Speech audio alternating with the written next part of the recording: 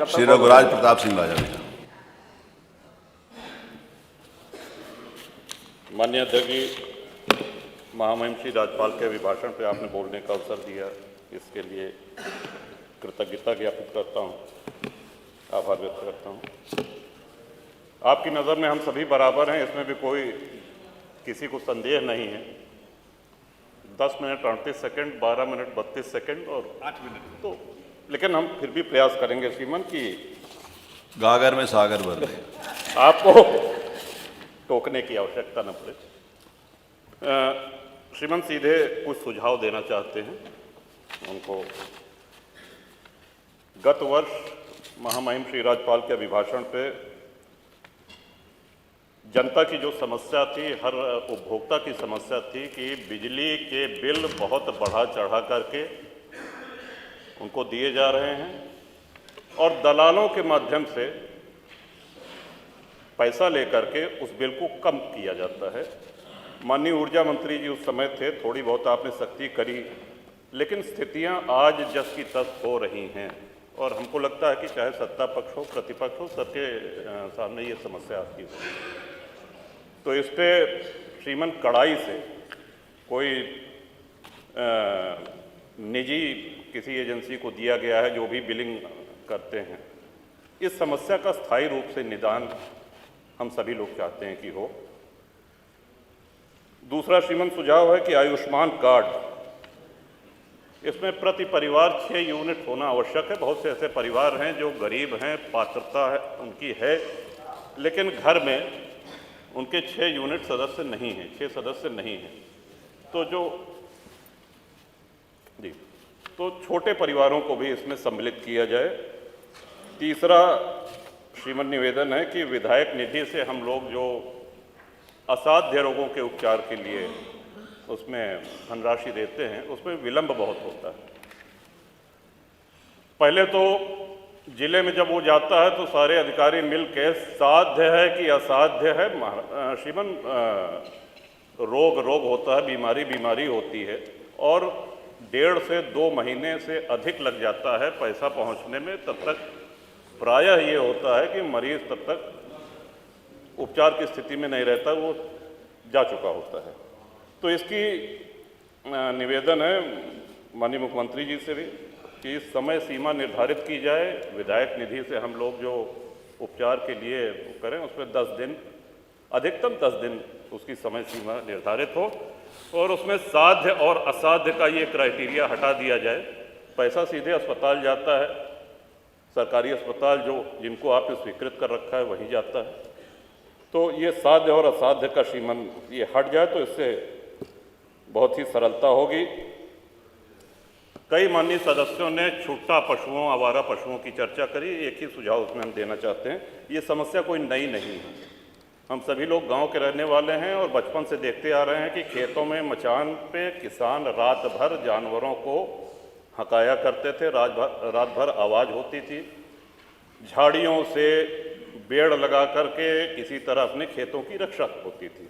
उससे भी और पहले चले जाएं तो मुंशी प्रेमचंद की एक कहानी है पूस की रात, हम सभी लोगों ने पढ़ी होगी। तो उस समय भी ब्रिटिश काल में भी ये समस्या थी खेतों में आवारा पशुओं के चरने की। श्रीमान गौवंश को काटा तो नहीं जा सकता, मारा नहीं जा सकता है।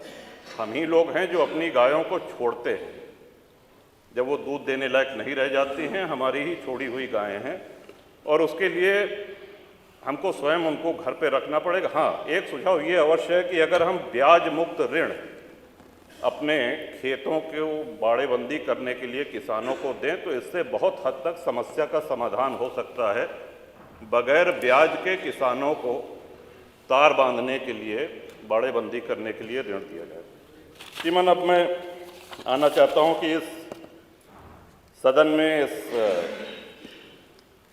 महामहिम श्री राज्यपाल के अभिभाषण में प्रभु राम की जितनी चर्चा हुई उतनी हमको नहीं लगता है कि इसके पहले कभी भी सदन में हुई हो। और सत्ता पक्ष और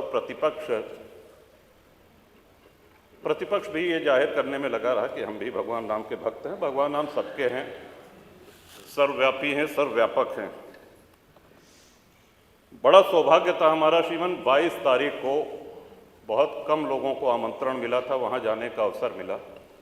इतना सुव्यवस्थित कार्यक्रम, माननीय मुख्यमंत्री जी जब माननीय प्रधानमंत्री जी जा चुके थे और सब अतिथि जा चुके थे, तब घूमते रहे, एक एक व्यक्ति से मिलते रहे और वो बड़ा भावनाओं का अतिरेक था। भगवान श्री राम के हम सभी लोगों के जीवन में, हमारे यहाँ अवध में जब शिशु का जन्म होता है तो उसके कान में राम नाम, राम कहा जाता है। जब विद्या आरंभ होता है श्रीमन, तो राम लिखा जाता है तख्ती पर, उसका हाथ पकड़ करके। और अंतिम यात्रा के विषय में तो हम सभी को पता है, राम नाम सत्य है कहा जाता है। वो भगवान राम किन परिस्थितियों में तंबू में रहे, निर्वासित रहे, इस बात की प्रसन्नता इतनी गांव-गांव है। कोई ऐसा गांव नहीं होगा जहां भंडारा ना हुआ हो, कोई ऐसा गांव का पुराना मंदिर नहीं होगा जहां रंगाई पुताई न हुई हो, कोई ऐसा गांव, कोई कस्बा नहीं होगा जहां भंडारा न हुआ हो, जहां दिवाली न मनाई गई। और सभी प्रसन्न थे। और आपको भी श्रीमान, इस बात का हम सभी लोगों की ओर से आभार है, आपने तय किया है कि हम सभी लोगों को दर्शन कराने ले चलेंगे।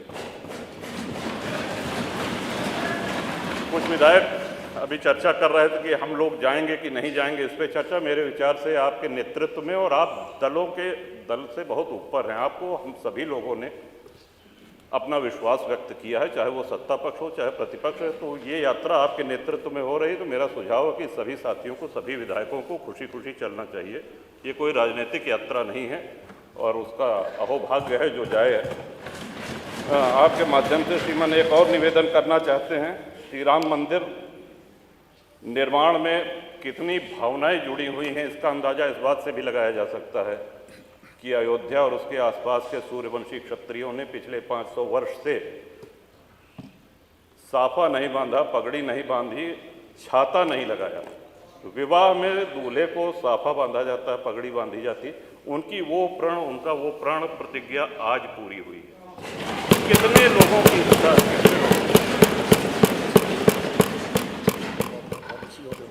आप ही के माध्यम से श्रीमान ये भी अनुरोध करना चाहेंगे,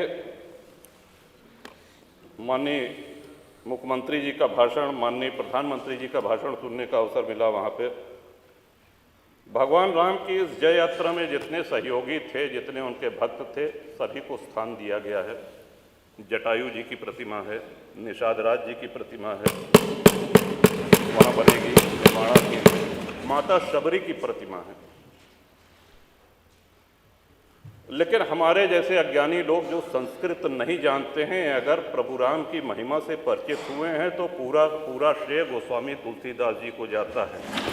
मैं आपके माध्यम से श्रीमान अनुरोध करूंगा कि गोस्वामी तुलसीदास जी की एक प्रतिमा, और उन्हीं कलाकार के द्वारा, श्री अरुण योगीराज जिन्होंने रामलला सरकार का विग्रह बनाया है, उन्हीं के द्वारा निर्माण करके माननीय मुख्यमंत्री जी अगर वो करें तो हम सब लोगों के लिए ये बहुत ही प्रसन्नता की बात होगी कि तुलसी बाबा की वहाँ पे मूर्ति लगे। कवि बेनी श्रीमन हुए, उन्होंने तुलसी बाबा के लिए कहा था कि वेद मत शोध शोध शोध के पुराण सब, संत और असंतन को भेद को बताओ तो, कपटी कुराही क्रूर कली के कुचाली जीव, कौन राम नाम हो की चर्चा चलाओ तो। कहें कवि बेनी मानो मानो हो प्रकृति, पाहन हिये में कौन प्रेम उपजाओ तो, और भारी भव सागर उतार तो कौन पार, जो पे रामायण तुलसी न गाओ तो। तुलसीदास जी की वाणी, उनके ग्रंथ को कितने श्रद्धेय कथावाचकों ने हम लोगों को सुनाया है और भवसागर पार किए हैं। इन्हीं शब्दों के साथ श्रीमन जो हमको कहना था सारी बातें आ गई हैं। क्षेत्र के विषय में